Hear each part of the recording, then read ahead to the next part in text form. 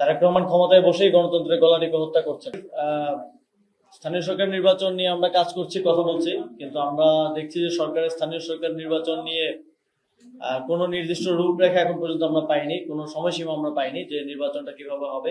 আমরা আশা করবো যে সরকার দ্রুত সময়ের মধ্যে, যেহেতু ধাপে ধাপে স্থানীয় সরকার নির্বাচন হয়, তাহলে একটা টাইমলাইন আমাদেরকে দেয়া যায় এই সময়ের মধ্যে সিটি কর্পোরেশন, এই সময়ের মধ্যে উপজেলা, এভাবে নির্বাচনটা হবে। এখন পর্যন্ত তারা যেটা বলছেন অতি দ্রুত, এখন দ্রুত তো 5 বছর হইতে পারে, 5 মাস হইতে পারে।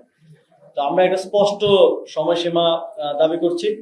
আমরা দেখছি যে যাদেরকে প্রশাসক হিসেবে বসানো হয়েছে তারা প্রশাসকের পদে বসে থেকে ভোট চাচ্ছেন, এবং সিটি কর্পোরেশনের প্রশাসকের কাজ নগরকে পরিষ্কার পরিচ্ছন্ন রাখা, কিন্তু তারা পোস্টার দিয়ে পুরো নগরের সকল দেয়াল ভরে ফেলেছেন।